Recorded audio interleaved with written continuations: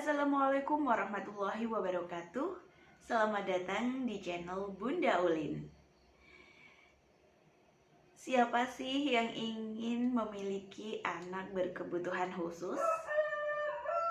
Setiap orang tua pasti mendambakan anaknya terlahir dengan sempurna tanpa kekurangan apapun. Tapi bagaimana jika takdir berkata lain? Apakah punya anak berkebutuhan khusus itu aib? Faktanya, masih banyak orang tua yang merasa malu memiliki anak berkebutuhan khusus. Saya sebagai ibu dari anak yang berkebutuhan khusus, penyandang tunarungu, akan berbagi mengenai tips cara menangani anak berkebutuhan khusus. Dan perlu digarisbawahi lagi bahwa memiliki anak berkebutuhan khusus itu bukanlah aib. Simak videonya ya, jangan skip. Saat pertama kali mengetahui bahwa anak saya terlahir sebagai seorang penyandang tunarungu, tentu saya merasa bingung, sedih, kecewa, pokoknya campur aduk. Dalam hati muncul pertanyaan, kenapa harus anak aku? Aku pengen anakku seperti anak yang lain, anak-anak normal yang bisa mendengar, bisa berbicara. Namun seiring berjalannya waktu, aku tersadar, ini gak benar kalau aku harus meratapi terus nasib anakku. Justru aku harus bangkit dan semangat untuk menyemangati dan menemani anakku untuk menjalani kehidupan sehari-harinya. Menjadi berbeda itu tidak mudah. Hidup itu keras, pasti ada bulian, pasti ada kendala untuk bersosialisasi, beradaptasi dengan lingkungan itu tidak mudah. Dan saya sebagai ibunya tentu harus terus mendukungnya. Jika saya berlarut-larut sedih, bagaimana dengan nasib anak saya? Aku mencoba untuk berusaha ikhlas dan menerima apapun kondisi anakku. Kalau tidak aku yang menemaninya, terus siapa lagi? Nah, berikut ini adalah tips menangani anak berkebutuhan khusus. 1. Menerimanya dengan ikhlas. Kita sebagai orang tua harus berusaha menerimanya dengan ikhlas apapun kondisinya.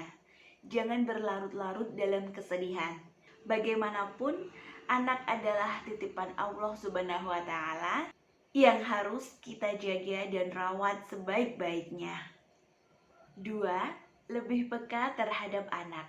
Salah satu masalah yang dihadapi oleh anak berkebutuhan khusus adalah sulit bergaul. Bulian jelas pasti ada.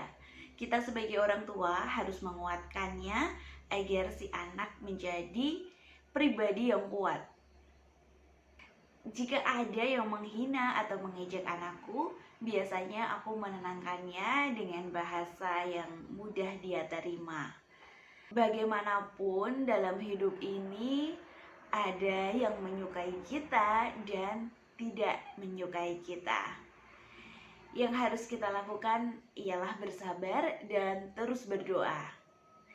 Selama tidak mengganggu atau menyakiti orang lain, jika ada yang menghina, biarkan saja. 3. Tumbuhkan percaya diri.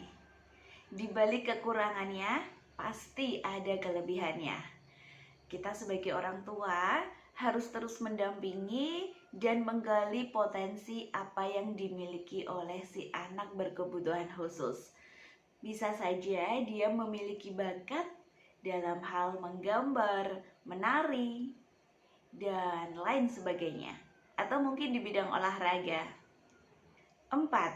Beraktivitas normal. Anakku tetap beraktivitas normal layaknya anak normal pada umumnya, bergaul dengan teman sebayanya. Meski ya tetap ada yang menghina, tapi hadapi saja. Jangan malah mengurung si anak di rumah. Pasti dia akan jenuh. Biarkan dia bersosialisasi dengan temannya. Anak saya kan tunarungu, dia tidak bisa berkomunikasi seperti anak pada umumnya. Nah, dia kalau sama teman-temannya itu menggunakan bahasa isyarat. Kita pantau saja bagaimana pergaulan si anak. Lalu aku juga sering mengajarkan dia untuk mandiri, misalnya menyuruh membeli barang ke warung dengan memberikannya catatan. Ini bisa menjadi salah satu cara untuk melatih keberanian dan rasa percaya dirinya. Nah, itulah teman-teman cara menangani anak berkebutuhan khusus. Semoga bermanfaat ya.